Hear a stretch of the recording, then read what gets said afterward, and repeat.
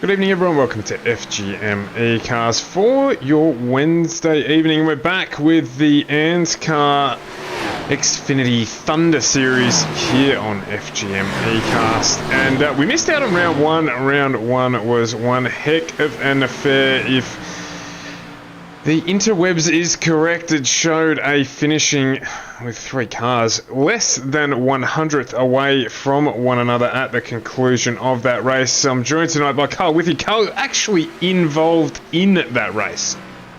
Yes, I was, Stuart, and less we speaking about that, the better, I think, for everybody's sake. Bit of a caution towards the end when I was running in P5, and the back end stepped out on me a little bit, and that brought out the second to final caution, unfortunately, with about 10 laps to go. So, yes, sorry about that, folks. But we saw Dave Douglas taking the victory, technically, although Thomas Martin crossed the line first, newcomer to the series. He managed to get the win, but he did it advancing under the yellow line, and you can't do that at Daytona. So he got a little slap on the wrist, a 5-point penalty drop, and he got declared as P2 technically. Although we say it's a race win as well. With Dave and Thomas both won that race. It was a fantastic finish. Matty Raymond was side by side with Dave Douglas as well. Those three cars were separated by nothing at all. So the championship as we go in is actually not the finishing order. Surprising, as strange as that sounds, it's Dave Douglas in first with Matty Raymond in second, Luke Georgeson, another newcomer to the series, in third, Norman Clark in fourth place, joint with Thomas Martin, and Scott Griffiths in fifth, with joint place with Lachlan Creo, Stevie Williams in eighth, ninth Aidan Schultz, and JCW in 10th at the moment, tied with Josh Micklemore. But that will all change, of course, as the season goes on. Just one race gone, but a few penalty points, a few bonus points from leading laps have changed that championship a little bit at the front. Of course, we're here tonight at Darlington, and we've got 120 laps coming up. The big thing that I'm noticing here is I expected there'd be more drivers here ahead of the run-in, or the chase starting tomorrow night at exactly this location, and not quite seeing that. No, a few drivers, I think, deciding to take a bit of a rest night tonight and not push it too hard, because this place can be absolutely punishing, and it's a very different track to drive in the Xfinity car, the car we use in Thunder, of course, and the Cup car, the car that is driven in the Cup Series. They really are different. The Xfinity car is a little bit tighter. It's a little bit easier to drive, you've got to say. It's sort of easier to work with sometimes around Darlington, whereas the Cup car can just be a little bit tricky to actually get working here. And I think a lot of drivers don't want to have that cross-platform. They want to keep practicing in that Cup car just so they are ready for it, because they are such different animals to drive. They're just looking to sort of keep the cars separated for a change.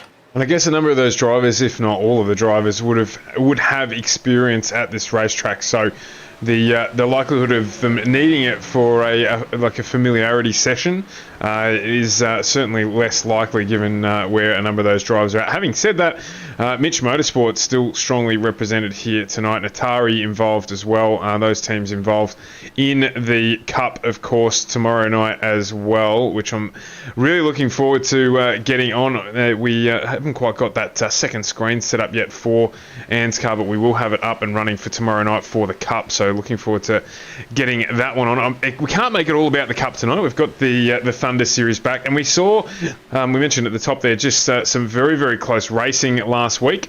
So looking forward to more of that this week as we've got 3 minutes to go here. We head into qualifying. Lachlan Urquhart, man on screen at the moment, fastest during practice, and he's got JCW had a win as well during last week in another series. But I think that was in the Saturday Weekend Warriors. He got up for the win. I'm pretty sure it was on Saturday for Weekend Warriors for JCW. Great result for him. He's been having a little bit of a quiet season for JCW. You know, JCW, there's not much quiet about that man, but he hasn't been his usual self up there fighting it out up the top. But I'm pretty sure we'll see that change a little bit. The aggression might start to come up a little bit. Especially in the Xfinity series. Watch him try and actually get some good results here. He's going to want to get a strong finish to his season. And of course, he has made it into the chase in the Cup, so he's going to want to try and get some good results in that too. Few cars rocking the older liveries tonight, which is great. Of course, Darlington is one of the crown jewel events of NASCAR for the Cup Series in Xfinity. It is the support feature, we'll say, but a few drivers deciding to put on a few special liveries tonight just to celebrate that, of course, a tradition of the circuit. This track is one of the trickier tracks to drive as well. It's going to be tricky if it's going to be a surprise, I should say, if we don't see a caution tonight. Yeah, looking at the format of the track, not knowing ignorantly in the company that I'm in, not knowing much about the history of this track, other than that it was used in Days of Thunder. That's about as far as my knowledge goes. So I was just having a look at the track layout during the early part of practice, and yeah, it looks like it's going to be a good race here. We've got 25 cars on the grid as well, so the pack. Not probably a good size, actually, given the nature of the track. Yeah, that's actually sort of ideal for this size track. 25 cars is not a bad number to have at the moment. Darlington, of course, the lady in black, as she is known, and you'd never ask a lady her age, but she is looking good for 70-odd years old, and it is a track with much history to it. It's a very different track as well. It's a bit of an egg-shaped track, and this throws you out when you're driving it because it has it's a relatively smaller track. It's only 2.2 kilometers long, I think, off the top of my head, but it's one of the smaller tracks, but it still has a bit of length to it. But it has the odd features of a more banked corner for the first turn, and then a more flat-out corner for the rear turn. So it is one of those tracks that is very tough to get used to, and it is one of those tracks that many drivers want to win at as well. It's a big favourite of the NASCAR driver scene. We're just having a look at Ed Foster here in the 53 Natari Autosports AJ Insurance sponsored entry, and he equally will be participating tomorrow night in the chase. But rocking up here, and that'll conclude our practice. We'll head into solo qualifying, but he'll be looking to potentially add another trophy to the cabinet, the Natari Autosport cabinet, through this series this season. So while we're on the man, let's jump on board with him when he jumps out on track, and let's have a look at the way things are going to pan out at this circuit. I'm just waiting to jump on board with him. There we go. On the roof here of Edward Foster, and Carl, talk us around a lap around this famous track.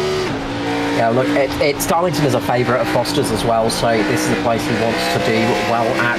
One thing tonight that's going to be troublesome is the temperature. Track temperature is 44 degrees Celsius. It's going to be a warm one tonight, and those tyres are going to start crying out. So coming into the final corner here, we're going to come onto the start-finish straight now. Get your foot on the floor, get the power down, get across the line to start your lap. Coming into the first two corners, 25 degrees of banking for this first corner, very high banking section. Foster's back end steps out, he manages to save it, but that's going to hurt him for this lap. Probably see him actually jump out of this one and restart. Jump back to the pits and just basically start afresh after that incident. Well, we'll jump on board instead then. We'll have a jump across to Tristan Koch instead in the 550 entry. So he gets started on his first flying lap in a corner or so. Yep, so the big thing about that first corner is it's a very wide corner, but there is only a very small racing line, and you'll see this as we come in. So the banking is very high, but it's at the top of the corner. You can see at the bottom of the corner there is lots of room there, but where you're racing is generally just on this tiny bit of black here, and that's why we call it the Lady in Black. This track is way too tough to tame. Onto the back straight now, getting up to speed to 275, 280 kilometers per hour into the final set of corners. These are much wider than the first couple of corners, but they are very tricky to take as they only have around about, they have a much less banking to them. So they're about 4 or 5 degrees shallower than the first set of corners, so they really can catch you out. So Koch is taking a good run there. Might be faster on his second lap, we'll see how he goes. But usually first lap pace is king here on a track like this because the tyres do drop off a little bit. But you'll see what we mean. This back corner, it's a much wider corner. It almost feels like you can go much faster in it, but it is just such a tricky one. And the exit comes up on you. Look at how close Tristan gets to the wall there. it is one of those tracks that will catch you out quickly and will punish mistakes. Just getting across the line there into 15th position.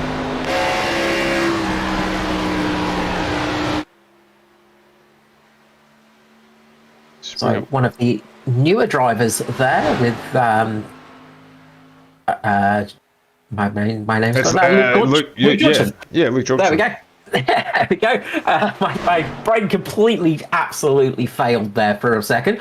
Luke had a really good run last time out at Daytona, managing to finish inside the top 5. So great result for him on his debut. New to the series, new to Anzcar as well, and putting in a good performance as well in that race. He qualifies up in 11th with that time, so not a bad time for him. Mid-pack, that's not a bad place to be. Generally, you probably want to either start at the front or at the back here just to avoid accidents. Jumping on board now with Danny G, 24 Mitch Motorsport entry as he just gets up into the wall there. So that's not going to be the start that he wanted for that flying lap. We'll just stick with him for the minute. See how he gets on through his lap. Of course, the Mitch Motorsport boys getting all of their drivers into the chase, so they'll be happy with that one. So this is a little bit of a practice run for Danny G in his custom orange, as we're used to seeing for him. Yeah, it's good to see him back in the orange. He flew through on an old paint job the other night just to confuse me. So thanks for that, Danny. Oh, up into the wall once more. The commentary eyes cursing that lap. Danny G catching the wall a couple of times. Both his qualifying laps are ruined. That means he is going to be starting right towards the back end of the grid. I think we're going to see people like Maddie Raymond stay in the pit lane, not worry about qualifying. Maybe Lachlan Urquio is thinking, I'm going to start towards the back tonight. I'm not going to worry about starting up front. Despite having that speed in practice, it seems he's decided he's going to start a little bit further back for qualifying. Yeah, not a bad move given what you've described that we may expect to see at this track. So we've got a couple of seconds hang over here. So just to give you the usual, we've got 12 rounds here. We're into round 2 already. We've got 120 laps tonight. We're heading to Richmond, Bristol, Las Vegas, Talladega. We've got Charlotte, Roval, Homestead, Texas, Kansas, Martinsville, and we're going to round out on the November the 3rd at Phoenix. So 2 drop rounds, and that is that for our Xfinity Thunder Series that gets underway for round 2 here tonight. Let's have a quick look at the grid. Bring that up on screen for you there. Not entirely sure what's going on with the overlay, but we'll just run with it tonight. It's got some unusual colours happening, but that does not matter. Let's have a look at the grid. It is Joshua Carroll-Walden off pole position with Josh Micklemore next to him. Then row 2 is Hamish Gallagher with Edward Foster. We've got Brenton West, Damon Stockton off row 3 with Steve Williams and Ruben Phelps off row 4. Then it's Kate Donnelly and Aidan Schultz off 5 with Luke Georgeson and Troy Davison off row 6. As we flip over here, it's Thomas Martin and Matty Hunter, followed by Dwayne Priest and Peter Wilkinson. Then it is Christopher Finlay and Tristan Koch, followed by Norman Clark and Kurt Ingwersen.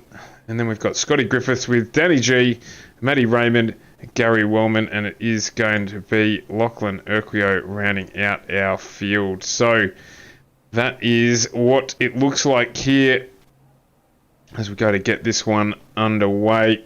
Obviously, we will get our typical pace lap before the truck pulls in. Back to the car tonight, just to catch me out, but as the car pulls in, and then we'll get underway. And a couple of teammates at the front. It is Natari Autosports and it is Mitch Motorsport combined in a sandwich off those front 2 rows, Carl. Yeah, look, lots of team play up the front. Expect to see that one playing out a little bit.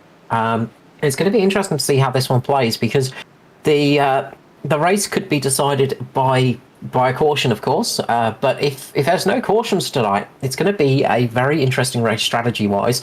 I reckon that the 2-stop strategy is going to be the quicker option. So we might see a few people try that 2-stop strategy if we get a long green period at the start. And if it pays off for them, it could pay off strong. Well, only time will tell.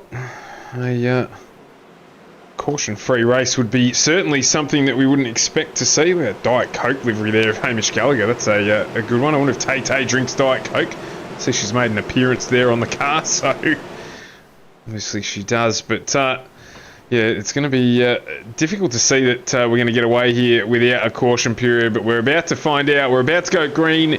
We're about to go racing here in round 2 of the Thunder Series in the Xfinity cars. Carol Walden just holding. When's he going to go? Flag goes on. Oh, he gets a little bit of wheel spin there off the start. Lots of wheel spin down the back of the grid as well. Quite a few girls getting caught out. I think Tristan Koch might have been one of those cars that got caught out in that. No, it was Maddie Hunter, sorry. Maddie Hunter gets really caught out with the wheel spin in the mid-pack, and that's broken up the pack a little bit and given the chance for, it looks like, Georgeson just to get a little bit of a jump up the grid a little bit. So that really did shake things up towards the back of the pack. Joshua Carroll Walden there just having a little blip of the screen, a little bit of a drop out, but it's come back on there for him. And it is Carroll Walden from Gallagher. His team teammate Edward Foster is in 3rd with Josh Micklemore in 4th at the moment. So a little bit of a shuffle there, but the top 4 remain the same. And then it's status quo. Brenton West in 5th, Stockton in 6th, with Williams 7th, Phelps 8th, Kate Donnelly in 9th, and Aidan Schultz rounding out the top 10 as we get through the first of the 120 laps this evening. And already JCW just breaking out a little bit. He's managed to get himself a nice bit of a gap over Hamish Gallagher there in 2nd place, of course, defending champion of the Xfinity Thunder Series. So Hamish Gallagher's going to want to have a good result tonight after getting taken out at Daytona and costing him sort of a good start to his championship position. Unfortunately, the Mitch cars all got involved in incidents last time out, so they are going to be wanting to get this season underway and actually get some good results tonight. Bit of a move going on a little bit further back as Aidan Schultz is putting some pressure on Kate Donnelly at the moment. Those two really fighting it out at this time point. Going quite aggressive this early on. Donnelly just closing the door and saying, look, I'm going to have to work hard to get past here. It is a track that is tricky to pass on sometimes. Yeah, we're going to see plenty of it, and fantastic looking liveries once again, just to mention them, of Aidan Schultz and Ruben Phelps. They a lot of work went into them. They're cracking looking cars, and they had their first double podium for that team as well during the week, so they're pretty pumped to keep pushing forward. Yeah, really good result for the team there, and great to see for the Aussie esports team to get that double podium. Nice to see them working together well, and those cars look fantastic as well, so we always like a good paint job, and when they do well, it's even better. Brenton West just tagging the wall slightly a little bit further up the field, just in front of David Stockton. He's going to have Stockton all over the back of him at the moment. Peter Wilkinson there just getting up into the wall in a 268 as well. Wilco making his first appearance on stream as well in the Locked On iRacing car.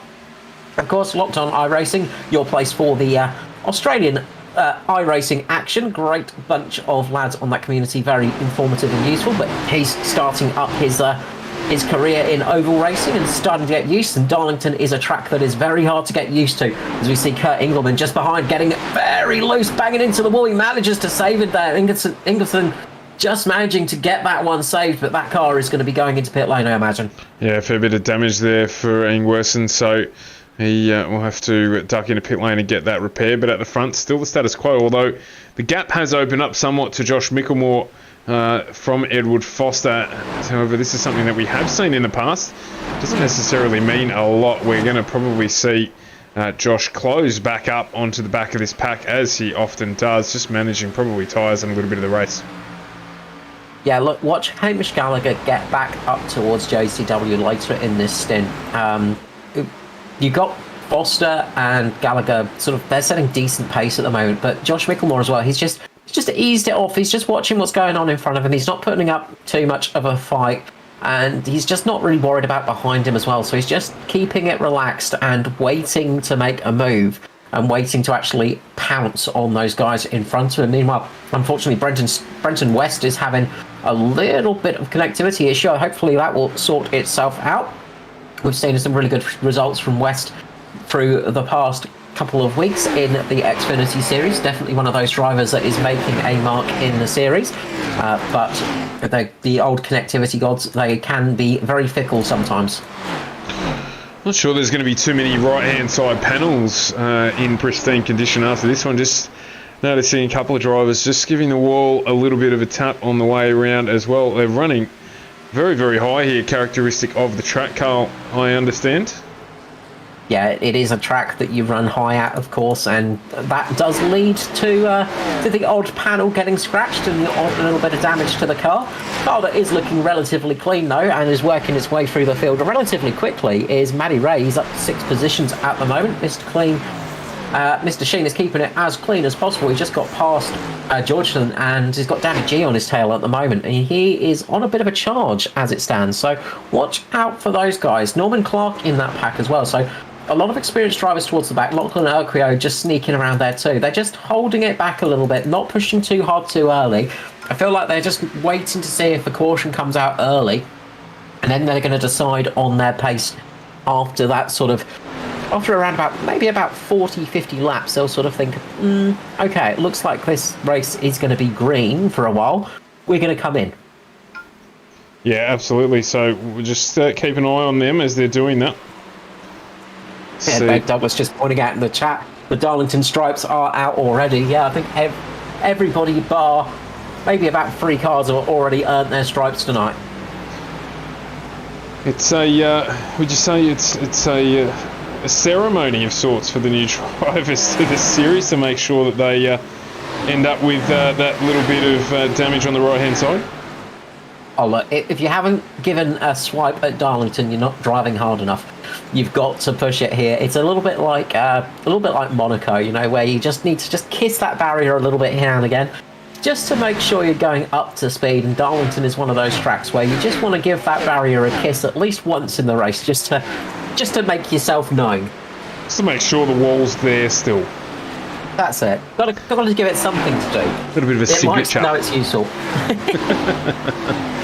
Meanwhile, up at the front, things still relatively smooth. I think Hamish Gallagher there might have just been doing exactly what we spoke about, but he's closed ever so slightly on Hamish Gallagher. Lap times basically identical last time around. Edward Foster still doing the same thing. Ruben Phelps, in the meantime, just dropped back a position or two, so perhaps getting up into the wall there. He's now got Damon Stockton in front of him. He's closing back underneath him. He's got a good run here. Get down the inside of him.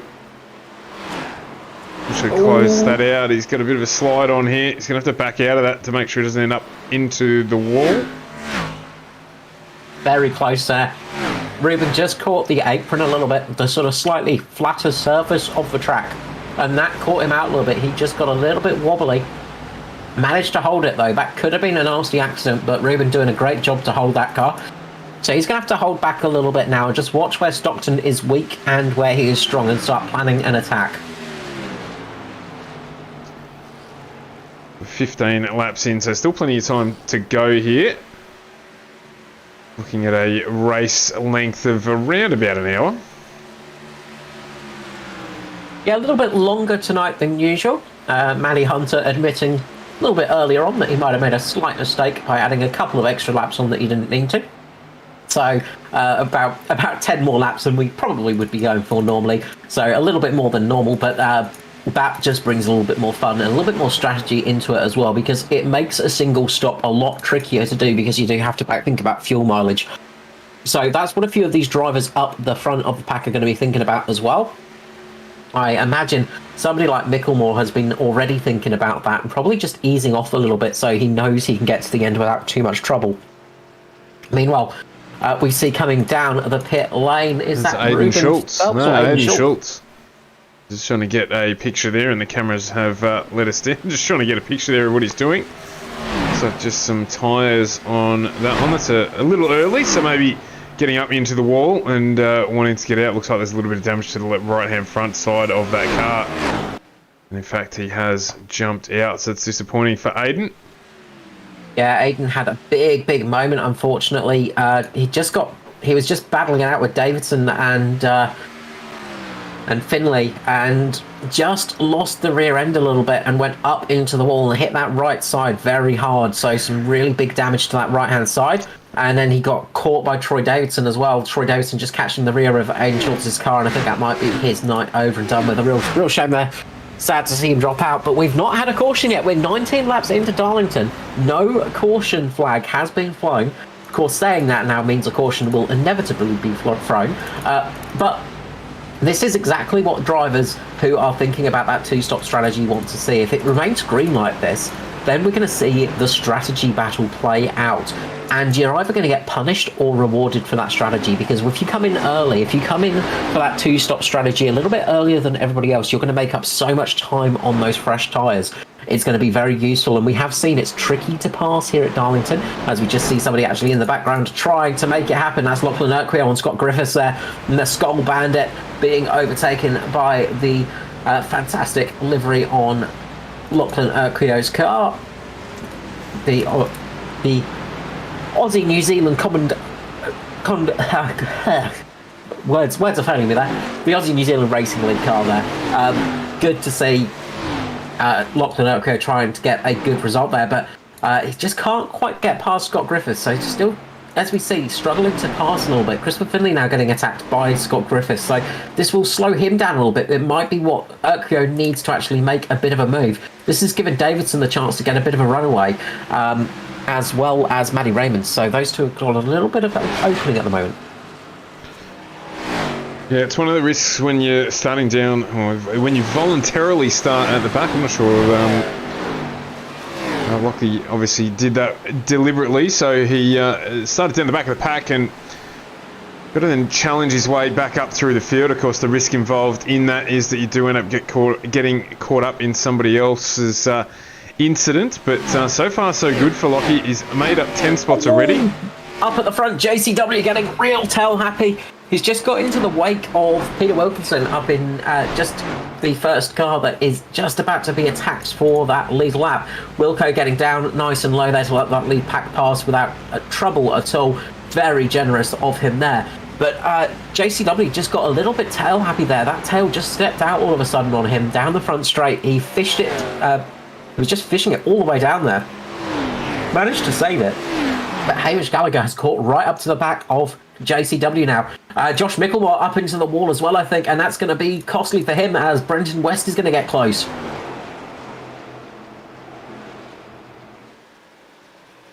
So the battles at the front of the pack are really starting to heat up now. These drivers are starting to see that this race is looking like it might be a bit of a green one. So they're starting to put some pressure on the lap times and starting to hit the go button a little bit, because they don't want to get caught out too quickly. And you can see JCW has Hamish Gallagher all over the back of him, and this is allowing his teammate Foster to start catching up as well. So we'll see how this goes for Gallagher, because he's in a bit of an Atari sandwich at the moment. Yeah, he is indeed. We're looking at the back of Joshua Carroll Walden's 35 Natari Autosports entry, and you can see that Gallagher now is putting the pressure on. He's got a good run on here. There's Tay off on the inside, and Gallagher's going to get that move done, so he will take the lead of this race. But as you said, Ed Foster's now closed right back up on the back of Carroll Walden. Is there potentially a benefit here anyway for Carroll Walden not to lead for a little while in terms of fuel strategy? And someone else take the hit and just sit in behind. Not overly at this kind of track. It's not one of those circuits where you get too much of that effect hitting in. Obviously, a little bit less aero on the front can be useful, but I think it's more JCW's used up his tyres a bit quicker. He seems to be struggling a little bit. He's getting a little bit tail happy out the corners and just struggling a little bit. But this time, traffic has come into effect. This is giving JCW the run on Hamish Gallagher. You can see Foster right up the back of JCW as well. These guys getting so close in there. JCW's back end stepping out once more in the corner. He's going to run up extremely high to the wall, but he's going to lose a little bit of speed coming out. Tries to get the throttle on early. Foster just getting held up a little bit there. JCW doesn't look happy at the moment. It looks like those rear tyres have just started to fall off the cliff a little bit. Indeed, it does. So he's going to have to work that one out. We're ages away from pitting if he does want to run the one-stop strategy and it does stay green. So he's going to have to jog on the spot a little bit there. And you can see in the background there that Josh Mickelmore and Brenton West starting to move up onto this lead pack as well. So soon enough, this trio will become a what is it, quartet? What's quartet? 6. Quartet is 4. It is 4. Sure. Well, there you go. So I've got no idea what's going on tonight. I'm struggling a little bit, but that's okay. I'll keep battling on nonetheless. But this there will be 5 involved in this very shortly. You can see it there. Yeah, the trouble with working a long day before a broadcast. It catches up to you, doesn't it? It does. So apologies in advance for this one. But yeah, Hamish Gallagher has managed to pull out a bit of a gap. You see Foster going down the inside. Oh, Foster getting really loose there. Trying to get past his teammate. This is going to give Micklemore the opportunity to try and make a pounce on Foster. He can't quite make it work this time round. Micklemore is all over the back of Foster like a rash at the moment. They are together on track. There is not much between those two cars. That is really close. Brenton West as well just carries on through with that one, so it's nice and close there. Well, that was a big moment, and yeah, I think JCW is really starting to struggle a little bit with those rears. I think he might have just put a little bit too much speed, a little bit too early in, and he might have just got a little bit too much temperature in them, and it's very hard to cool the tyres down. The other problem you're going to start getting now is the thing of marbles, of course. We talk about them week in, week out, and those are those little bits of black rubber that go up on the track and down at the bottom of the track where the cars aren't running. It's a bit like a dry racing line in the wet, of course, where you have all the grip. When you get on those marbles, it sticks to your tyres. It's a bit like running on some dirt or some grass, and then all of a sudden you lose all that grip in that corner, and then you have to wait for them to actually get off the tyres as well, and that can take up to around about 3 to 4 corners, sometimes even a couple of laps, so it can really affect you. Kate Donnelly in the pit lane with Tristan Koch at the moment and Luke Georgeson, so I think those guys are going to be trying to run a slightly alternate strategy. Just having a look back through the pack, Kate Donnelly's jumped in the pit lane, as you said, but just looking a little ahead of them. Troy Davison's starting to come under pressure from Scott Griffiths as well. So this gap's been narrowing, and just up in ahead of them as well is still Matty Raymond, Danny G and Lachlan Urquio just fighting their way through. Of course, Danny G not getting a qualifying lap in, so he's working his way up through the field. He's 10 places up, but likewise Matty Ray and Lachlan Urquio 12 places up the grid. So these three seemingly working together, not able to break away from one another, but using themselves as a group to try and catch back up to Dwayne Priest and those in front.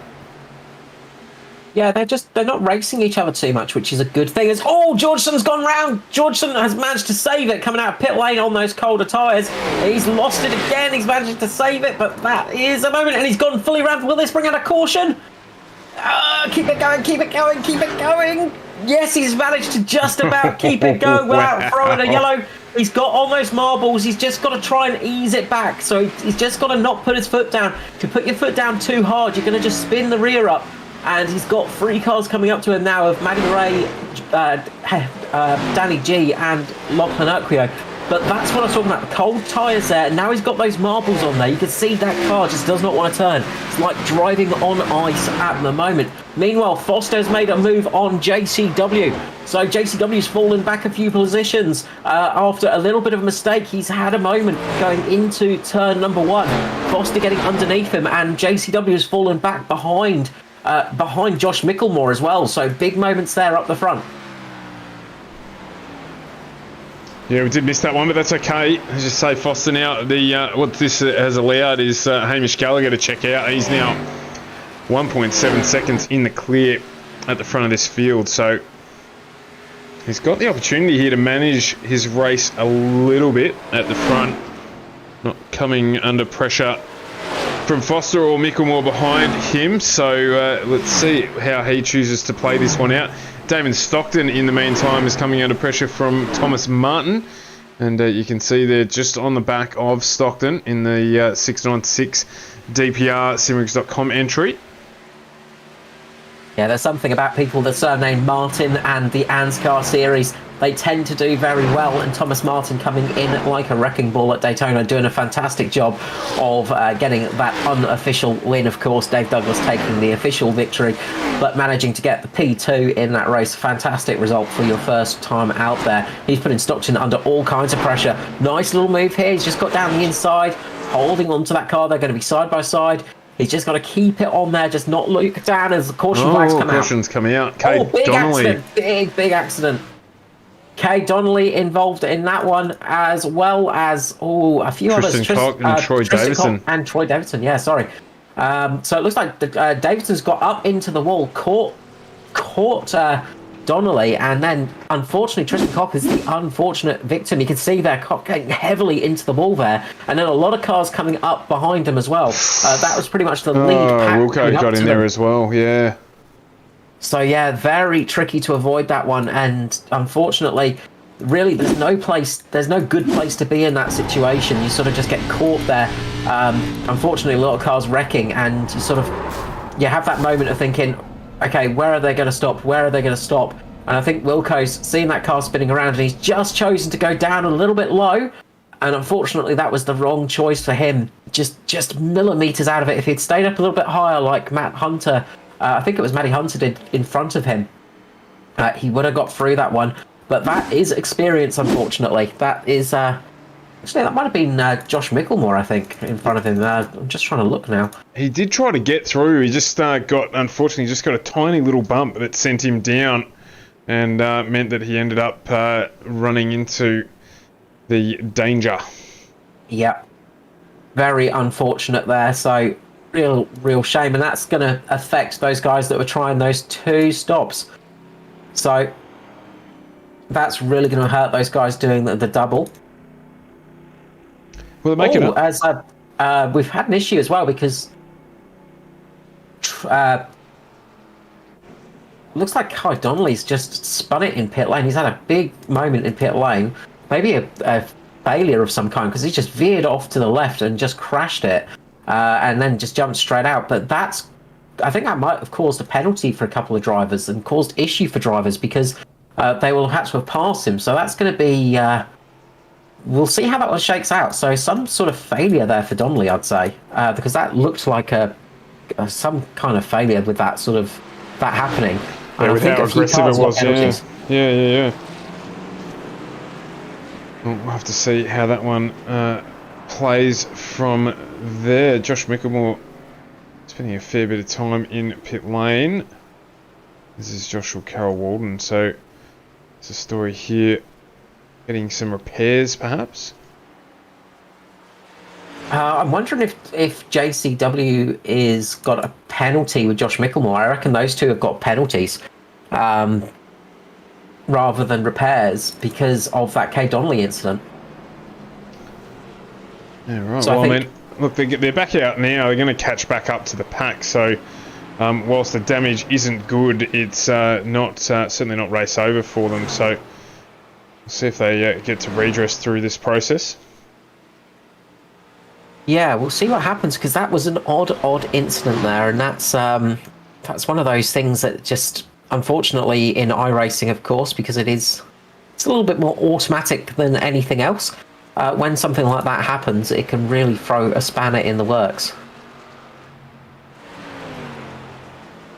So we will see what happened with that one. But yeah, that was a really odd incident there, and yeah, as I said, the only thing I can think of is some kind of failure or something like that with the equipment. So a big shame there. But we are under pace car. We are under caution. Hamish Gallagher is in the lead. Foster is second. Thomas Martin in third position. 13th to 3rd here at Darlington. That is one heck of a run. I was just trying to see if I could find that Donnelly incident in the log, but it's not come up there. It's only just come up with him jumping into pit lane. So, which was, of course, after the... We'll see if we can... See if this is it here. So Joshua Carroll Walden spun out on the entrance to pit lane. Just looked like a check-up there. So... What, yeah, there he goes there. As you say, some sort of equipment failure, just hooned off into the wall. So, looks like a pedal failure potentially, just with the way that he checked the field up there, and then just went accelerating straight ahead, straight into that wall. So, that explains a little bit of it, fortunately, but unfortunately for those involved. Yeah, really unfortunate for him. A big shame. So, look, one of those things that does happen in racing. As we say, mechanical failures can happen in sim racing, much like full metal motorsport. So These things do happen, sadly. But it is Hamish Gallagher and Foster going to be leading the way. The pace car has come in. When is Gallagher going to drop the pedal? He's waiting for it. You can see Foster is trying to anticipate it here. Gallagher gets a nice run there, jumps away in the lead. Foster in second. Thomas Martin has got a relatively good start, but Damien Stockton has got a much better one. He's going to slip into third position there, and they're going to fall in single file now. Hamish Gallagher doing a fantastic job on that restart. Yeah, absolutely. He predicted and got the jump. Did a good job at the start there. There's a little bit of a pack of racing going on a little bit further back. Norm Clark, Steve Williams, Ruben Phelps running 3 wide. Josh Carl-Walden there trying to make up his pace where he can. Josh Mickelmore's just dropped a couple of positions. In fact, he's gone back into pit lane. Maybe for a drive-through penalty. Yeah, I think I heard on the radio he got a black flag, so he might well have a penalty right there. So he's going to have to serve that one. Joshua Carroll-Walden just struggling a little bit, I think, down the back. He's just he's dicing it out with his teammate Norman Clark at the moment. Those two side by side a couple of times this lap, having a good race at the moment. No team orders going on there for sure. No, not at all. So he'll be trying to make his way and stick with Phelps, Williams, and Urquio where he can. But the field's just nicely spread out now after that restart. And up the front, it is Hamish Gallagher, my apologies, with Edward Foster closing down on him now, and Damon Stockton as well. So front three for you there. Everyone jumping through pit lane on that caution period. So rubber, not a problem here, and potentially Carl able to make it to the end. What lap are we on? 45 of 120. Might be a bit tight to the end from here. I think everybody's going to have to stop one more time.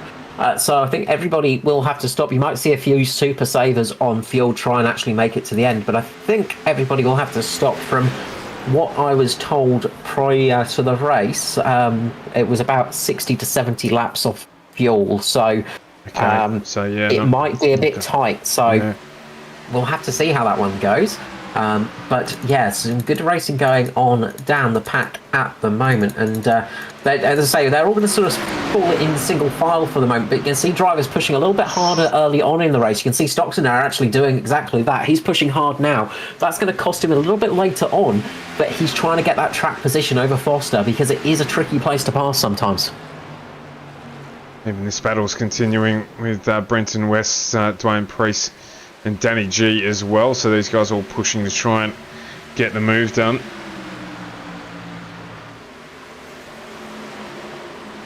Yeah, it's I think it caught a few drivers out, unfortunately, with that pit lane incident, because I know Josh Mickelmore got caught with that. He definitely got a black flag in that one, and it just threw a lot of cars out of position.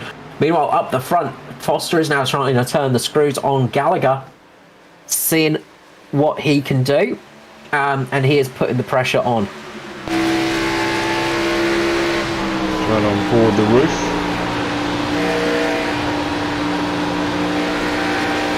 The 53 Natari Autosports entry, so he tries to find his way past. Yeah, he's really trying. He's just probing at the moment, but the trouble is he's got Damon Stockton on his 6 doing the exact same thing, so it's hard to be attacking and defending at the same time, and Foster's got to do both of those at the moment. But the same story is throughout the field, all the way down pretty much to Ruben Phelps at the moment in 11th. They are all nose to tail, and Phelps will soon have a fast charging JCW on his 6 as well, so this battle is definitely starting to hit up for the top end of the race, and this is going to be a fascinating one as it goes on. We've still got 71 laps remaining, and we don't think anyone can make it on fuel from here, so that's going to be interesting to see. It's moments like this that get juicy and exciting. I thought you were about to say it's moments like this that need minties, but I'm not too sure where to look at the moment in terms of the strategy that the drivers are going to employ. You know, there's a little bit of sense of saving a little bit where you can, just to make that second stop shorter. If everyone's going to have to do it anyway, then there's some advantage to be gained there. Of course, The there trouble is. with that, Stuart, is you're going to take all 4 tyres. Nobody's going to take rights only. I think all 4 tyres is the best option here. So you might as well just top it up with fuel. It's a little bit different in that respect because you don't lose as much time with the fuel. It's all about the tyres in this race like this. As all Brendan West just got up into the wall, and that's going to give Dwayne Priest an opportunity for a bit of a run on him a little bit further down the pack behind Matty Ray at the moment. Priest trying to put the pressure on, but not quite making it work. He's got up into the wall himself. Darlington strike for Priest there. He just did that perfectly, though. He didn't lose too much time. Dropped off a little bit, just had to ease off a little bit, but he didn't fall down a position, importantly.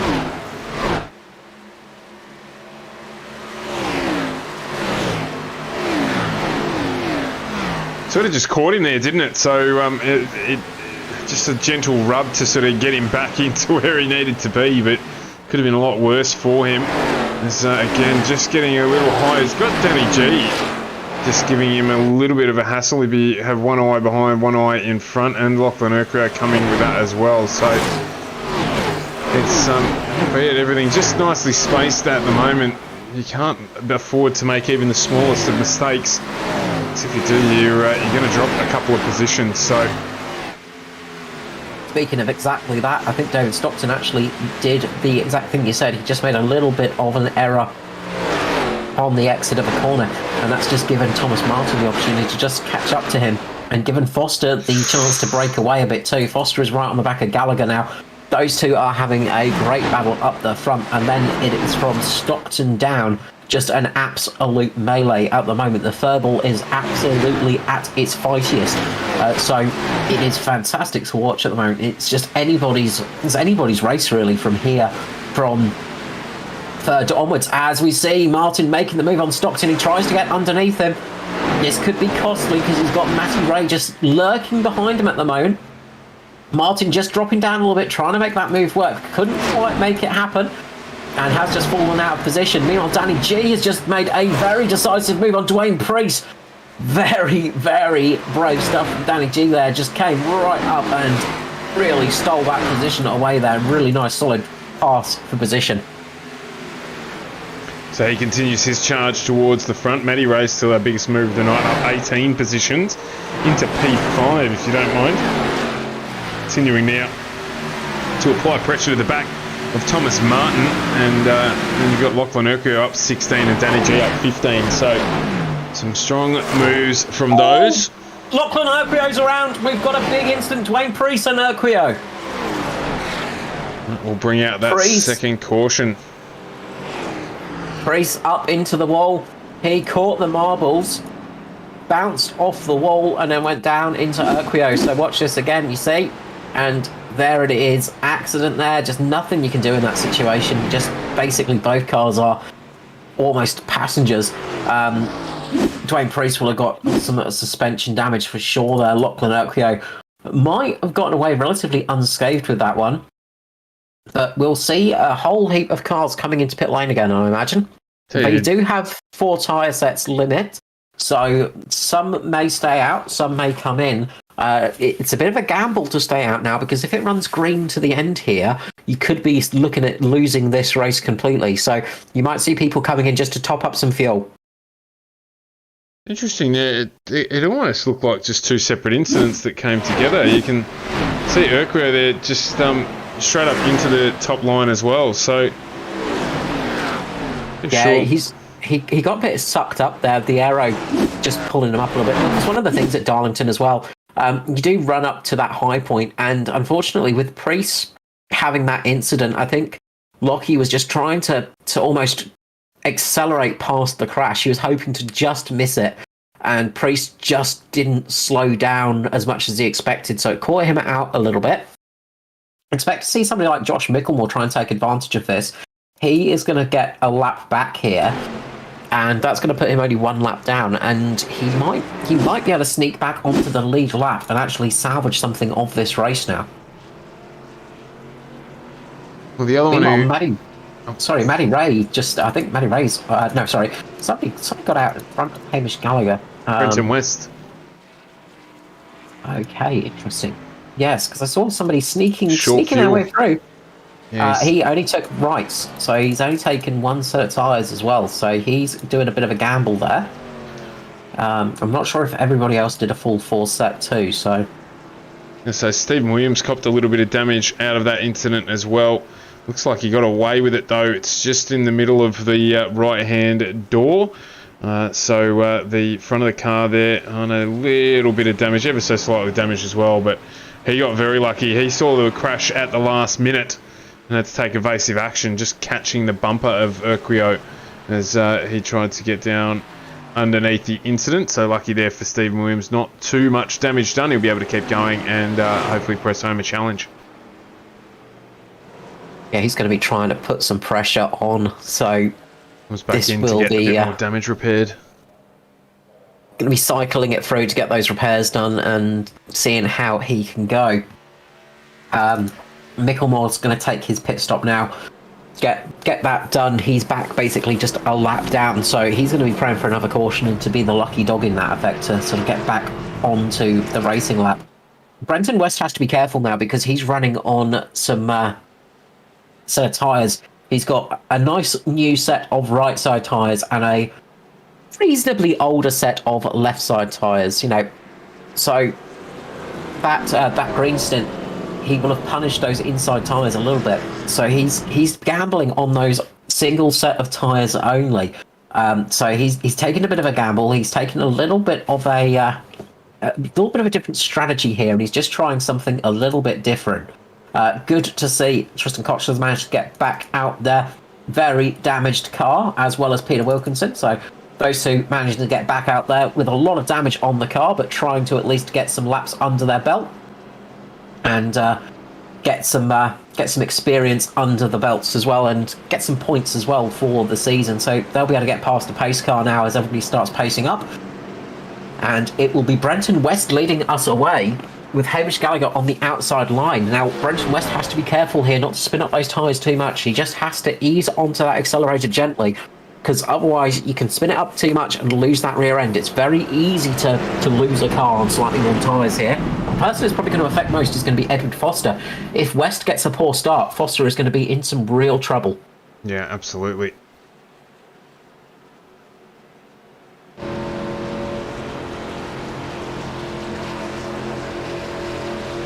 So they will be coming around to take the green shortly. Brenton West will be leading away. A bit of damage in the rear of that car. You can see from the bonnet of Foster's. Natari Autosport there with the AJ Insurance Services livery on there. West is going to wait for it. He's going to wait until he gets on the straight, I imagine, to put his foot down. So wait until he gets to the line. Kind of does that, puts his foot down. Does get a good start there, though. He gets a really nice start, and so does Foster. Foster on the inside of Hamish Gallagher at the moment. They're going to go side by side into the first corner. Who's going to be the bravest? It looks like Foster is. Foster manages to take second place from Hamish Gallagher. Damon Stockton thinking about it, but can't quite make the move happen. Brenton West getting a really good start there. Surprising, I think, Hamish Gallagher a little bit. Caught him napping. Yeah, it did, absolutely. So Foster got the good run there. We had a great view of it from the rooftop of the 53 car as well. Able to hear when he went away, and Foster a little, very small amount of wheel spin, in fact none at all, and able to just get the jump on Gallagher and get the 53 up into second place after our second caution period of the night. We're over halfway through this one. Just looking at those cars in the background. Jeez. Watch right now as Foster starts to put pressure on West. He has got 4 fresh tyres. West has got 2.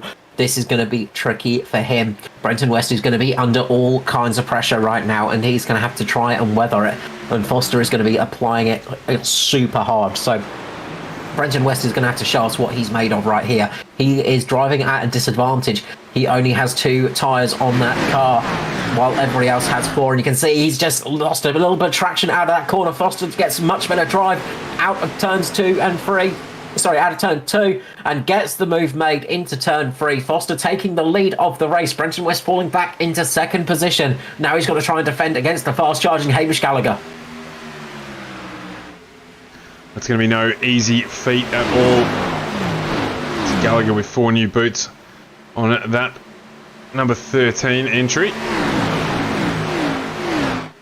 So the gamble here not necessarily paying off for Brenton. So he got him up a couple of places, but The thing at the front resumes here. Hamish Gallagher takes back that spot. Now up into P2. He's in pursuit of Edward Foster. Yeah, watch West start to plummet a little bit now. He's going to start struggling as this one goes on, unfortunately. And it's more so that those... Usually the right side are the only tyres you have to worry about, and you can get away with left side only, especially in a short stint like that. But Darlington is one of those tracks that really does like to punish you, and the left tyres are just as important as the right sometimes. And unfortunately, if it was a green-white checker, that would have worked out perfectly for Brenton West. Unfortunately, it was not, and it really has cost him. A little bit further down the field, Matty Ray being passed by Norman Clark. Norman Clark doing a great job there, getting underneath Matty Raymond there in the other Natari car. Norman Clark really pushing hard and pushing fast at the moment, getting some good speed in that vehicle.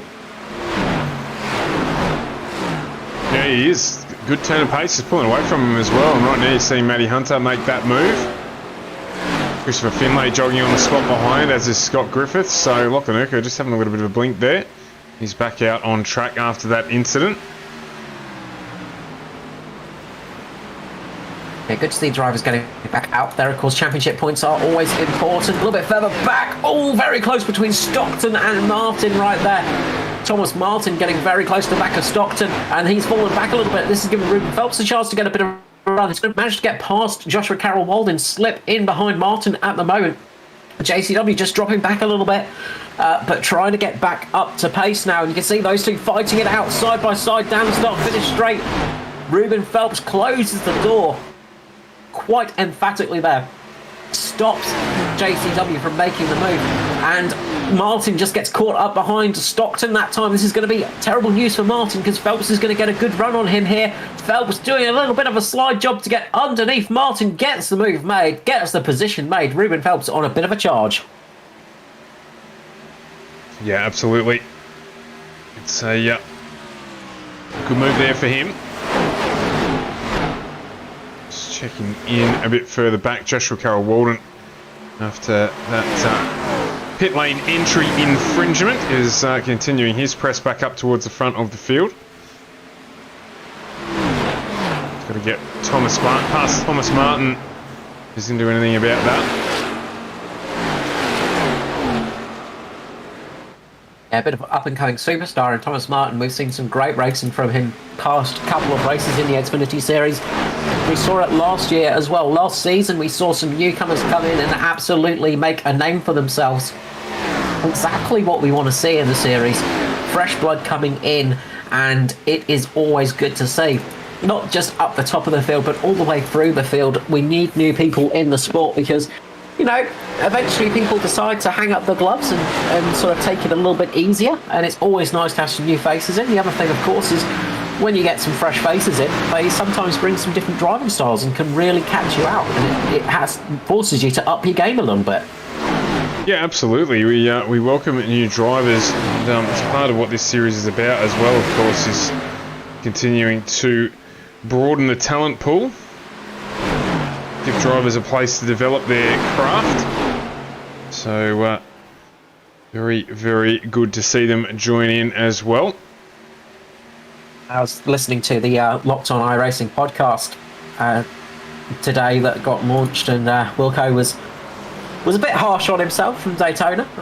It very much is his own biggest critic, I've got to say. But this is the whole thing. This series is here for people to learn. It is here for people to make the odd mistake here and there. But the thing is, you only learn from mistakes generally. You know, when you make a mistake, you tend not to make it again. You learn from them. You make yourself better. And this is exactly what the Thunder series is about, is from learning from those mistakes and improving your driving and working your way up the field. And it is a great environment to do it in, because everybody around you is willing to help you too. The guys out there want to race you hard, but they also want to be raced hard as well. So they would much rather have you as competition than just to go round and lap you many, many times. So they will help you out. Meanwhile, JCW is getting attacked by Danny G. Danny G doing a nice job on the brakes there, getting it late, lunge down underneath JCW and making the move in that Mitch Motorsport car. He's managed to make 15 positions now, up into P7. He's working his way up the field strong. Absolutely. So next on his list is Thomas Martin. It continues with Stockton, Martin and Phelps just fighting away in front of them. Things stable at the front of this race, albeit that Gallagher now putting the pressure on Foster. Stay here for a minute. Ruben Phelps taking that high line on Martin, and he's going to make that move past. He has worked his way up another position, Ruben Phelps. He is really charging his way up the field at the moment, and he wants to try and make a move on Stockton, but you can see Martin has not given up for fighting yet. One of those drivers new to the series, and it does throw a few people off the position up the front of the pack when you're racing some different people, because it does throw you off. Meanwhile, Hamish Gallagher is putting on the moves in the Diet Coke machine. The Diet Coke Mitch Motorsport car is trying its best to get past the AJ Insurance Services Natari car of Foster. Those two are battling it out like nothing else, and this is helping Brenton West. The battle between Stockton, Phelps and Martin, and Gallagher and Foster are just going to help him catch those two and give him a little breathing room behind for those tyres to start balancing out. You can see West is basically keeping pace now with the leaders, so it was a big gamble going for those tyres. Oh, we've got an incident though. Christopher Finlay around. Yeah, and that has brought out the caution. Finlay just trying to turn the Mustang around. Get it back out on track. So you'll see a huge run of cars into pit lane now. They'll get fresh tyres on. Oh, he's just had a big tank slapper and around he goes.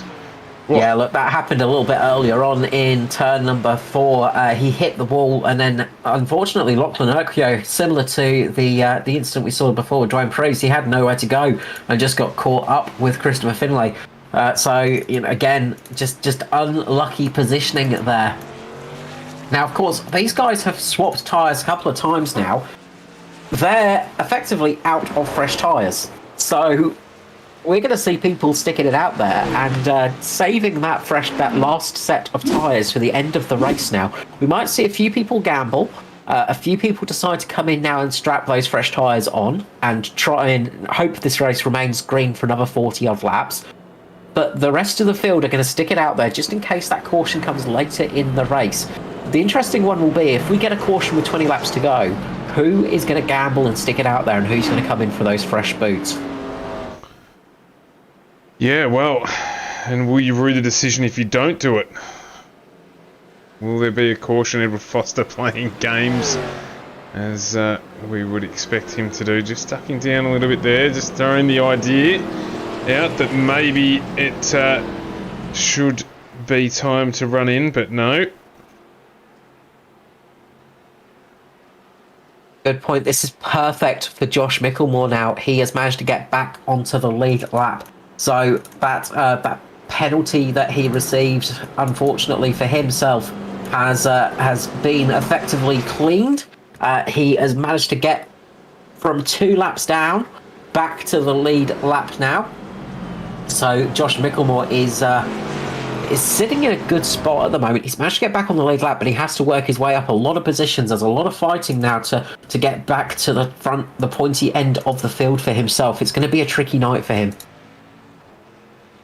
Here it is. Let's see how it plays out for him. What can he do to try and address those that early issue that affected him?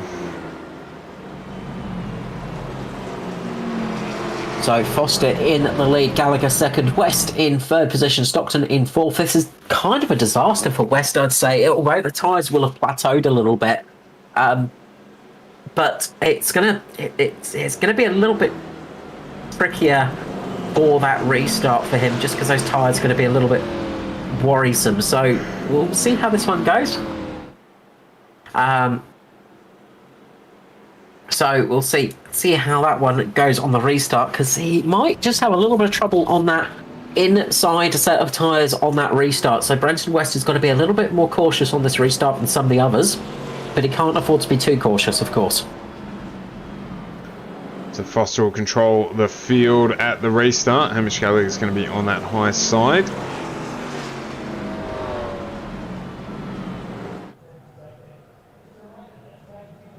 Foster will be happy to be out front for this for this restart. It's it's going to help him out a little bit here, give him the opportunity to dictate to where he drops the pedal. He might decide to throw the dice a little bit and drop it mid corner just to throw a few people out. So we'll see what Foster decides here. If he decides to risk it a little bit and drop it on the corner, or if he decides to go a little bit easier on the rest of the drivers and take off on a little bit more of the straight section. Yeah, well, we will see. Let's jump on a little bit further back for this restart, and we'll sit with Danny G on the roof of the 24. He's currently sitting in P7. We'll have a look at how this restart looks from a little bit further back. You can hear him change down a gear there just to get ready to go. Got corner to go here before things get underway. You can see they're just forming up there. Edward Foster's to the left as you look at the screen on that lower line. He is in control of the field. When will he go? He's waiting a long time, and he goes just on the exit of the corner to try and catch a few people out, and it does catch Brenton West out. Brenton West, a big accident behind, going into Stockton. Oh, that was a big one. Danny G making it through miraculously. The parting of the seas for Danny G. Oh, wow, that was so close. Danny G just managing to get through there. His name is Stockton. Griffiths really caught up in that one as well. So Scotty Griffiths got really badly caught up in that one. Unfortunately, Damon Stockton, the biggest loser, but it has remained green. That's the main thing. It's remained green right now. Hamish Gallagher's right on the back of Foster and trying to put the pressure on. That was I was saying a little bit how he has to be careful on that restart, and how Foster maybe will drop it on the exit, just on the corner a little bit to try and catch a few drivers out. And I think that proves the old point of, yep, that's exactly what Foster did. So I think that was sort of that plan that worked out perfectly for Foster's idea of that start. Greatest commentator's curse ever. I think it was commentator's foresight on that one. But no, really good start. I think I heard over the radio Ruben Phelps might have got a black flag, unfortunately. He's running in third position at the moment. So that is going to be a hideous thing for him if that actually happens, because he's having a fantastic night. Danny G up 18 positions at the moment in P4, with Thomas Martin in 5th, JCW in 6th, Matty Ray in 7th, 8th is Brenton West, 9th is Norman Clark, and 10th position is Josh Micklemore. And Ruben Phelps indeed has to come in to serve a drive-through. That's a huge shame for Ruben. That is terribly bad luck for Ruben Phelps. He deserved much better than that tonight. Hopefully we get another caution so he can get back up into the pack and get a position that he deserves. I wonder what the cause of that was. Potentially that that incident after the restart. Yeah, it would be instant points on that one. I would say he's just gotten too many instant points for the evening, and it's clicked over to that point. So you can get yourself 12 instant points, and then you get a black flag. So you have to come for a drive-through, and then if you hit 17, you are done for the night. You have to park the car. So I think Ruben has just had a few taps here and there, and it's just built up over time. And that's one of the problems here at Darlington. It's one of those tracks where you can get really punished for just driving the track, because you do tend to rub the wall a lot. Many of them will be 0x's, and of course what we mean by that in iRacing is when you rub the wall, when you touch the wall, it effectively dishes out a little penalty just to say stop that, so you don't cheat. Some of them will be what's called a 0x, which means it doesn't really matter, it's just saying oi, watch it. But a lot of the time it will be a double X or a 1x, and they build up over time. So every time you touch another car, if you just give a little tap to the car in front of you, or a bit of a tap to the wall, you're going to build up those 1x's, and eventually you will get yourself a penalty. And one of the ways we stop dirty racing is by having those in place, so you can't have too many penalties, otherwise you drop yourself into pit lane for a drive-through. Fair enough, and it looks like Ruben's coming back into pit lane, so potentially getting a speeding infringement or something of the like, or maybe deciding it's worthwhile chucking tyres on it or something like that. But he's back into pit lane now, so he's gone a few laps down. That's very disappointing. Yeah, big shame for Ruben Phelps. He was having a fantastic drive out there tonight, and again, just showing that pace once more. We've seen it from Phelps, we've seen it from Schultz. Both of them have the pace, just sometimes don't have that luck, or just in the wrong place at the wrong time. And yeah, unfortunately, with that incident when Brenton West lost that car on that restart, it was really just wrong place, wrong time for Phelps, and that has cost him dearly. Josh Mickelmore unlapped himself and finds himself now in a battle with Joshua Carroll-Walden and Brenton West.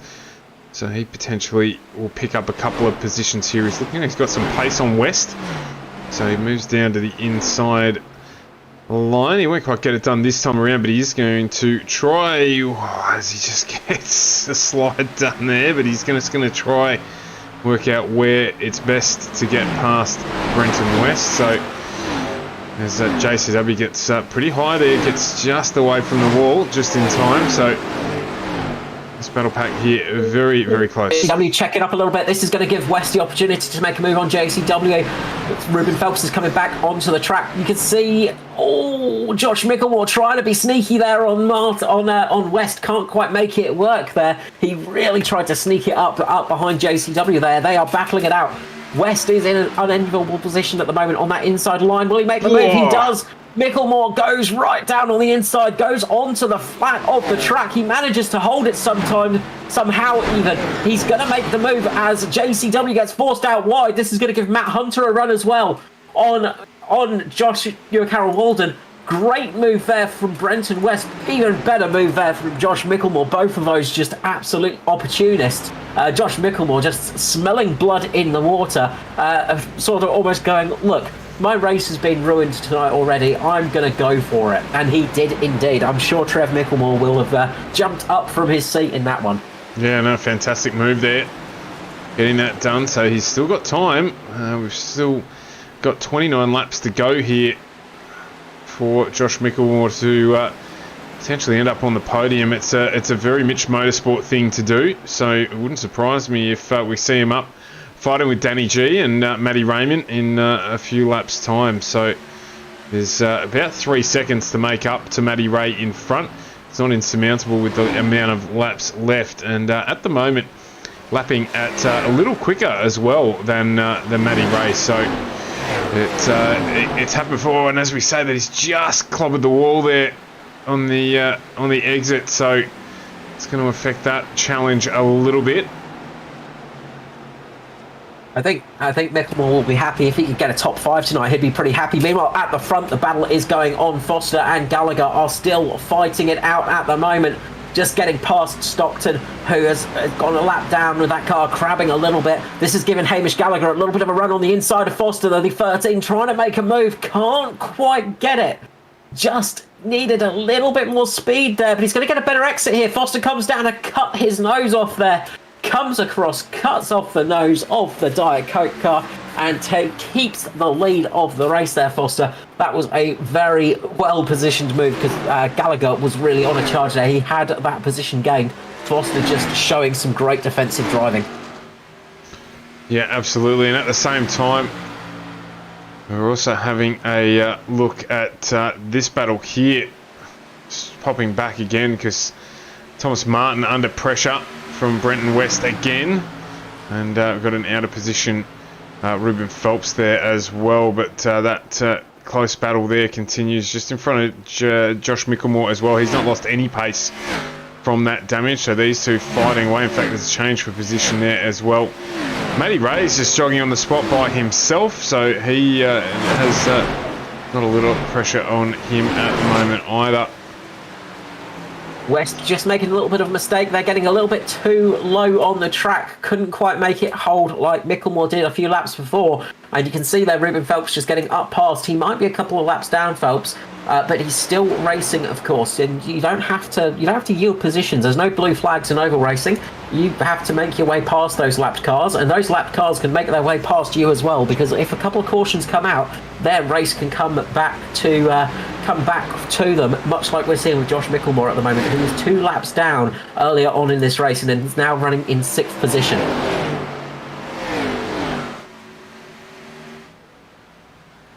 Up at the front, Edward Foster's just stretched his legs a little bit on Hamish Gallagher. So 4 tenths now between the two of them. There's 24 to go here. Traffic around there as well. It's going to be traffic management, and this is going to be one of the things Foster's going to be hating to see in front of him. He just wants to see a clean track at the moment that he can just stretch out onto and not have to think about passing any other cars, just keeping Gallagher behind him. He's just going to be thinking, oh, why does there have to be a lapped car there? Danny G's sitting a little bit in no man's land at the moment in third position, along with Matty Ray as well. He's sitting a little bit in the position where nothing much is happening in fourth. Meanwhile, the big battle is going on from fifth down. We've got Martin, Micklemore and West battling it out for position. Micklemore is past West at the moment, and he is putting the pressure on Thomas Martin. Keep wanting to say Jason Martin, of course. So used to saying those two names at the same time. But Thomas Martin, of course, new to the series, is doing another fantastic job keeping it in the top 5 at the moment and keeping off multiple winner and Anzcar veteran Josh Micklemore behind him. Yeah, we'll just keep watching this one for the minute. The gap at the front just widening a little. It's still at 3 tenths, so this is where the action's at on track. As you can see there. Micklemore just getting underneath there. He's really trying to tuck himself up underneath Martin and just get a good little bit of slipstream to fling himself round. He can't quite make it work, though. Martin is doing a fantastic job of defending at the moment.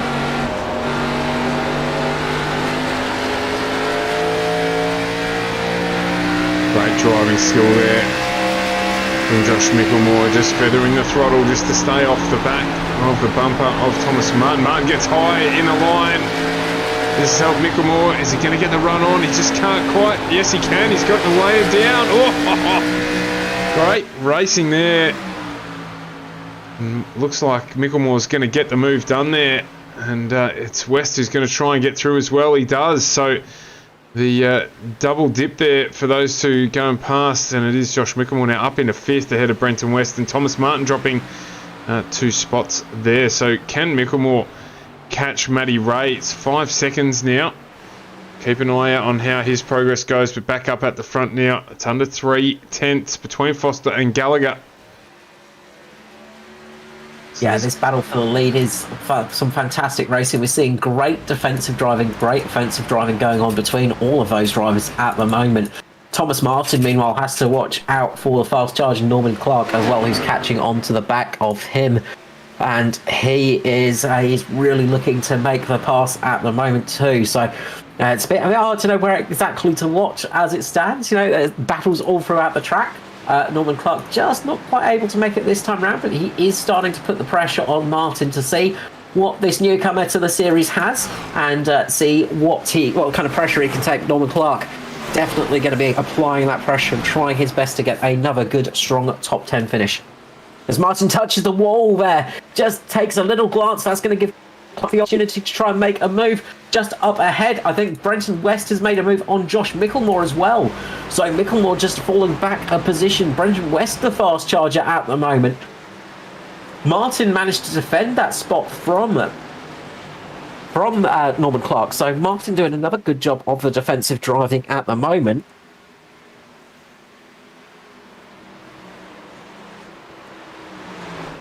And it continues to be close up at the front. It's down to 2 tenths now. So there's a sneeze in it between Foster and Gallagher. Yeah, you say we'll get the second camera up soon, hopefully all working properly. We may need to get a third, fourth and fifth camera at some stage as well, Stuart, because there is just too much action going on track at the moment. It makes it so hard to watch.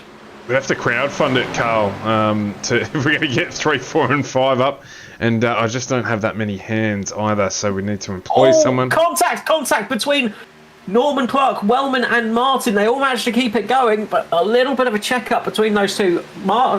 Gary Wellman getting a huge run on Norman Clark. Wellman absolutely charging his way through the field at the moment, but just gets caught up there, and that's just thrown Norman Clark off a little bit. That's thrown him down a little bit from that battle that he was having with Martin. And just damage on the front of Norm Clark's car there as well, so...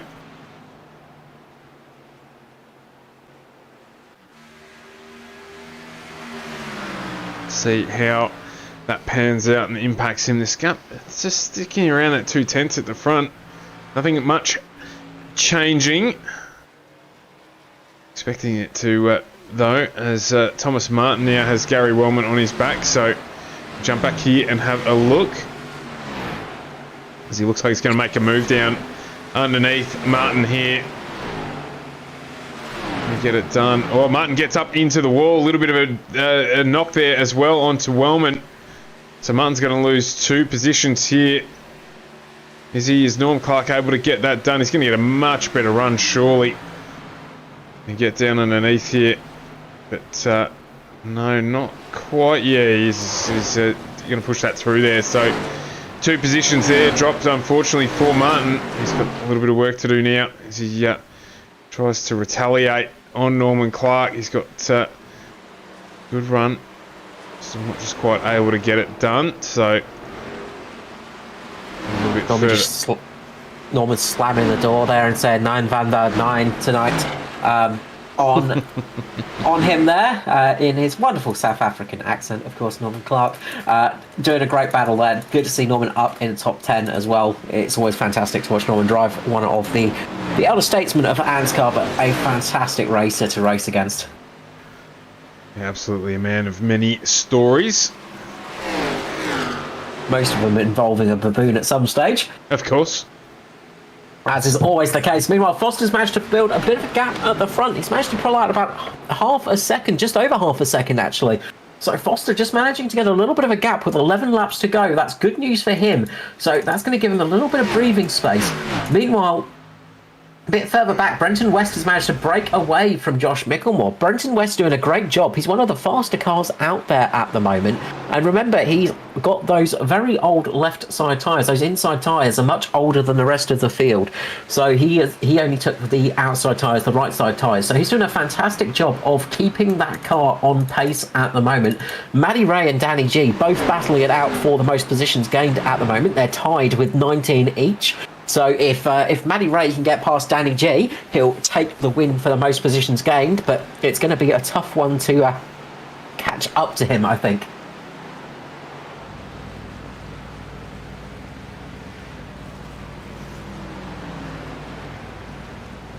Meanwhile, Josh Micklemore's just got to watch out for the fast-charging Gary Wellman, who's got some seriously good speed on him at the moment.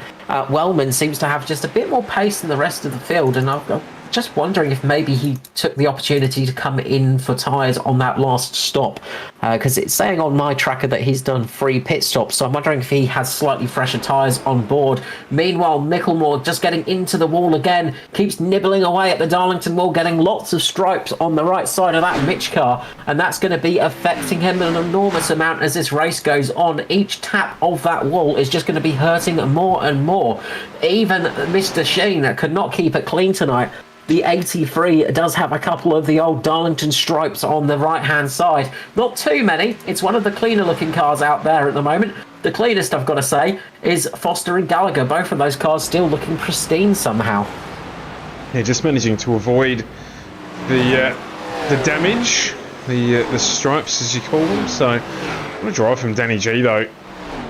Up into 3rd position, 19 spots, and as you say, Matty Ray 19, so they're battling it out for that biggest mover, but a great drive from both of them too to get through as well. Danny G just miraculously parting the sea, as we saw, so he managed to avoid that incident that did cause our last... no, in fact, it didn't cause a caution. No, it did cause our last caution, so...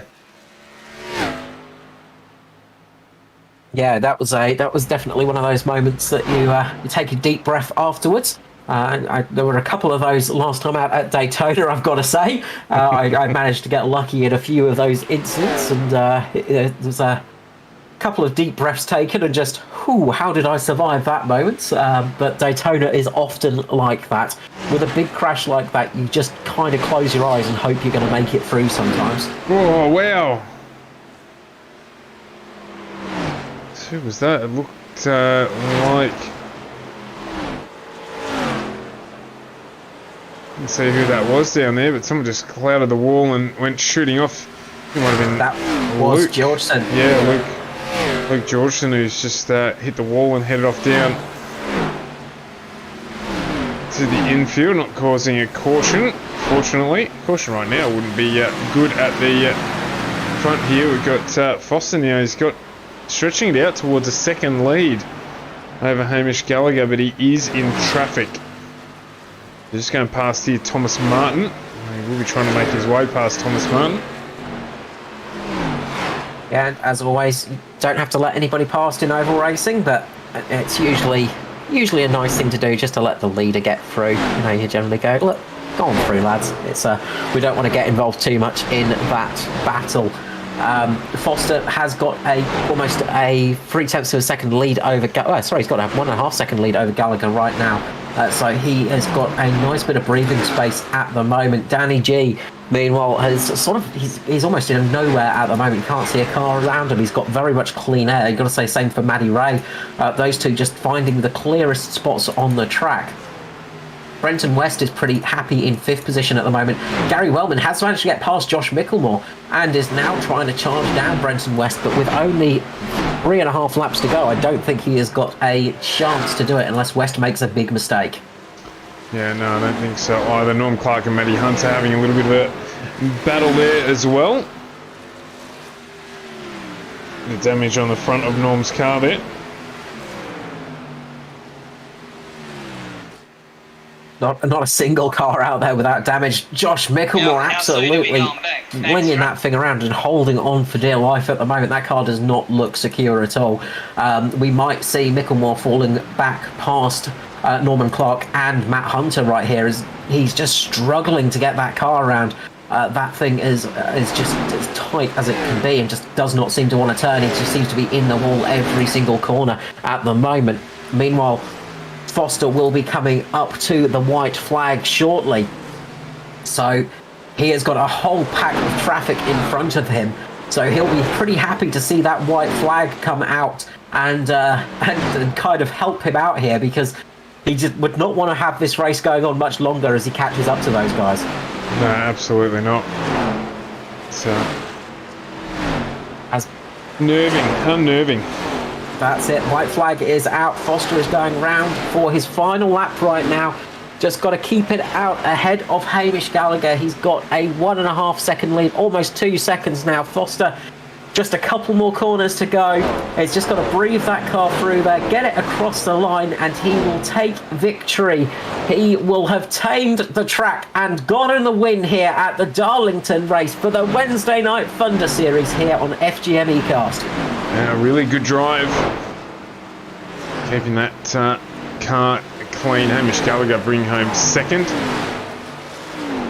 And it's going to be Danny G home in third. So a really strong result for the three of them. Danny G, 19 spots onto the podium. Matty Raymond, special mention to him, 19 spots as well. Just finishing in 4th. So a good run for them. Brenton West at the end of the night just jogs on the spot, finishes in 5th, started in 5th, so he'll be happy with that. Gary Wellman up 18 spots, good hard charge at the end. Josh Micklemore finishing in 7th. He'll be disappointed with that, but happy with it overall, given how his night went. He managed to get back onto the lead lap and get up into 7th. And Matty Hunter finished in 8th, with battling Norm Clark for 9th, and then it was Thomas Martin rounding out our top 10 here for race 2, or round 2 of the Xfinity Thunder Series. Yeah, that was a typical. Well, that was a classic Darlington style race. There, we had it all with everything happening there. But Foster and Gallagher were pretty much untouchable at the front. Those two just had a fantastic race, and just how clean those two cars are as well speaks so much for both of them. Yeah, absolutely. They've got things done the right way, so and managed to get up onto the podium.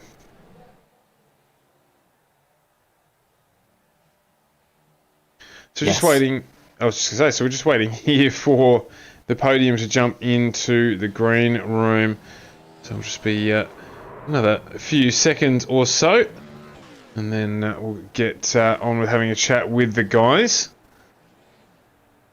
ahead of that one. So we've got tomorrow night, Carl, just while we're waiting, heading into the chase. It is my my first chase with Anzcar. What are we to expect? Well, expect the unexpected. It's going to be a fantastic thing. Of course, the chase effectively resets everything. The championship is reset. The top 10 drivers have gone, well, top 11 drivers, but top 10 drivers, because we did have a joint 10th place in the championship. Second time in a year that's actually happened, so interesting with that one. But those guys will all be racing it out. They will basically be in their finishing order with a point between them, and they will be racing to win the championship. So it's effectively going for the championship from there. They've got 10 races to do it in, and yeah, it's going to be some fun stuff. Josh Micklemore obviously taking out the regular season, so he'll be starting off with that little points advantage. Well, we are joined by our podium for tonight, Danny G, Hamish Gallagher and Edward Foster. Carl, take it away. Okie dokie. Well, we'll start off with the fast charging, the hard charging, the man that made almost the most positions, joint with Matty Raymond. Danny G, congratulations on P3, mate. Yeah, cheers, thank you. That looks like a very, very scary restart towards the end, where the sea parted in front of you. Yeah, I was taking it pretty easy on the restarts, and yeah, it did pretty much part in front of me, didn't it? I just saw one of the green-black cars went up the track, and I knew it was going to come back down. I just sort of had to stay in line and just found the gap and went through it. Was it a bit of a shut your eyes moment and just hope for the best, or did you think you were going to make it through? Oh, no, actually, I had confidence I'd get through. Like, you sort of pick what's going to happen. If they sort of spin the wheels, they might go to the outside, and when they do that, my sort of reaction is they're going to come down, so you just sort of move to the outside, but then you've got cars on the outside. So I just sort of went with a gap that I thought was going to be there, and it continued to be there as I went through it. Luckily, it paid off because that gap remained. Look, a very strong finish for you here as well. Very strong race for you as well. Obviously, not qualifying your choice tonight, or was it just you missed your chance? Yeah, I was away from the computer, and by the time I got back, I had to pretty much rush the lap, and I hit the wall, and yeah, couldn't put a time in. Well, it didn't work out too badly for you. I mean, starting from 22nd and finishing 3rd, that is not much to complain about at all. Are we going to be seeing you in the Xfinity Series a bit more this season? So long as the lockdowns continue in Canberra, then probably, yeah. If they lift, then I'll go back doing what I normally do on Wednesday nights. Go back to the outside world. No, yeah. It's a pleasure to have you. Congratulations on that top 3 finish. And the usual thing of shout out and love to sponsors. Yeah, for sure. You guys for putting on the broadcast. It's awesome work. Mitch Motorsports and Bob King for the paint design, which I think I'm running about 2 years behind or something. I haven't run Xfinity for a while. Yeah, so it's an old paint job, but still good. Well, it's good to see the orange back on there because it confused me with the colour change the other week. Oh, Daytona. Yeah, I thought that was cool. It looks great. It looks great. Just confused me. Yeah, fair enough. Thanks so much, Danny. Good to see you. Congratulations on the P3, and hopefully we'll see you back in the booth very shortly. Cheers. Next up, we'll head to the 2nd place finisher, Mr. Hamish Gallagher. Congratulations on that P2, mate. That looked like one heck of a battle all race long for you. Yeah, thanks, Carl. Yeah, it was an okay race. Like, the setup was so tight, you sort of had to nurse the right front the entire time. So it was hard to be aggressive. But yeah, no, it was good clean race at the front there. I managed to keep the car without a scratch on it, which is an improvement from last week, Carly. Yeah, so yeah, it was a good race. I don't know what happened last week. There was no broadcast, so nobody will ever know what happened, I'm afraid. Sorry about that. No, look, congratulations. Keeping the car clean here at Darlington is something that is not easy to do. And, well, you two at the front, you seem to have managed it. Yeah, that was definitely a goal tonight, just to not hit the wall, because I usually do that every single time here, so I'm glad for once I didn't. But no, it was a good fun race of it. Like, he got a little bit lucky on that restart, so he got the guy stayed out, but I think he would have passed me anyway. He's always really good here, and he's really good usually on tight setups, so I knew once he got ahead of me, I think that was pretty much race over. I could just try and pressure him and hope for a mistake, but Edward's really good as like a defensive driver. He knows how to drive in a way that makes it hard to get runs. So he was past the field tonight and deserves the win. And I've got to ask you, of course, are you looking to defend the championship this season? Oh yeah, for sure. Yeah, I'll be racing the whole season, so yeah, I'm looking forward to it. No, we look forward to seeing you out there more. Good luck with the rest of the season. Luckily, I'll be locked up in the booth, so I won't be able to take you out. So you should be safe for a while. Hamish Gallagher, before I let you go, the usual shout-out, love to sponsors. Yeah, shout out to the boys, Dan coming from the back and Josh coming from 2 laps down to get a top 10 as well, so it's a good run for them. And just, you boys for the broadcast and Edward for the win. You're always welcome, Hamish. Congratulations again on the P2. Next up, we will head to the race winner. He managed to tame the lady in black. Mr. Edward Foster, congratulations on that race win. Thanks a lot. I imagine you're pretty happy about that. Yeah, it was a good fun race. I didn't really come in expecting really anything. I just really wanted to see how I went. It went okay. So, yeah, it was a great battle all race long with, we had a few of us at the front at the start, and then there were 3, and then there were 2, and it just sort of came down to me and Hamish there. And, it was, good, enjoyable race, very mental battle between the two of us. Probably something that doesn't really come across so much on the broadcast, but, he was trying little different things, different points of getting on the accelerator, different lines, and I was trying to be a little bit unpredictable as well, do a few different things every lap just to sort of throw him off his game. So, yeah, definitely a mind game out there, but certainly track position was a huge advantage. Yeah, very much so. I mean, you must have been a little bit surprised after that, the caution where you all came in to see Brenton West out in front of you. You probably knew he probably only took 2 tyres. Did that sort of put you off a little bit, especially having to start behind him? Not really. I completely agree with what Hamish said earlier on. I was feeling quite lucky when I saw that because I'm like, yeah, okay, this really gives me a good opportunity to try and get by Hamish, whereas I'd been behind him for quite a while. And to be perfectly honest, I was sort of thinking that perhaps he was going to be a little bit better than me on the long run, and I wasn't really going to be able to do anything about it. And then the caution came, West stayed out, and that gave me a chance that I don't think I would have had otherwise. So, I was quite happy to see it, actually. Look, a commanding drive from yourself, and obviously, as he said, coming out here to fill the track out a little bit, is that a little bit of a recce for tomorrow night? Yeah, definitely. I mean, this is one of those tracks that you can't, well, I don't know about other guys, but I can't just jump in and be quick straight away. I've really got to run laps here to get my head around it. Normally, even when I'm practicing with the guys, I start out pretty slow and I sort of build up to it. So being able to run out here, even though it's a slightly different car in a race scenario with traffic and everything like that, was sort of invaluable preparation for tomorrow night as well. So, definitely want to come out. That was a main motivator behind my coming out tonight, but of course I always like to run at Darlington as well. It's always good to see you come out, Ed. Congratulations on the victory, mate. A really, really well-driven race, and again, a clean car at the end here at Darlington. That's not a thing many people can say. Congratulations, and as usual, shout out and love to sponsors and people like that.